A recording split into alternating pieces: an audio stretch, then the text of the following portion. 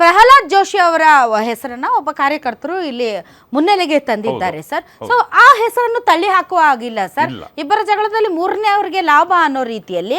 Otherwise also ಅವಾಗ ಪ್ರಹ್ಲಾದ್ ಜೋಶಿ ಅವರ ಹೆಸರು ಬರ್ತಾನೆ ಇರುತ್ತೆ ಸರ್.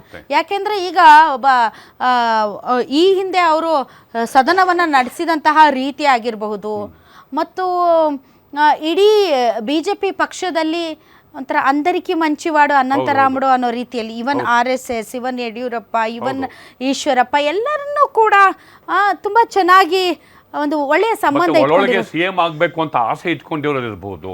ಮತ್ತೆ ಅವರ ಮೈತ್ರಿ ಪಕ್ಷದ ಸದಸ್ಯರಾದ ಕುಮಾರಸ್ವಾಮಿ ಅವರಿಂದ ಪೇಶ್ವೆಯವರು ಅಂತ ಬಣ್ಣಿಸಲ್ಪಟ್ಟಂತಹ ವಿಶೇಷವಾದ ಗುಣಗಳಿರಬಹುದು. ನಾವೆಲ್ಲ ಹೇಳಿದ್ದು ಯಾರೋ ಏನೋ ಅಂದ್ರಲ್ಲ, ಹೋಮ್ ಡ್ಯಾಡಿ ಅಂದಿದ್ದು ಅವ್ರು ಅಂದಿದ್ದು. ಹೀಗಾಗಿ ಇವೆಲ್ಲ ಎಕ್ಸ್ಟ್ರಾ ಕ್ವಾಲಿಟೀಸ್ಗಳು ಇರೋದ್ರಿಂದ ಬಿಜೆಪಿಗೆ ಭಾರತೀಯ ಜನತಾ ಪಕ್ಷದ ಆಂತರಿಕ ವಿದ್ಯಮಾನಕ್ಕೆ ಹೊಸ ತಿರುವು ಕೊಡುವ ಸ್ಟೇಟ್ಮೆಂಟ್ ಅದು. ಹೊಸ ತಿರುವು ಕೊಡುವ ಸ್ಟೇಟ್ಮೆಂಟ್.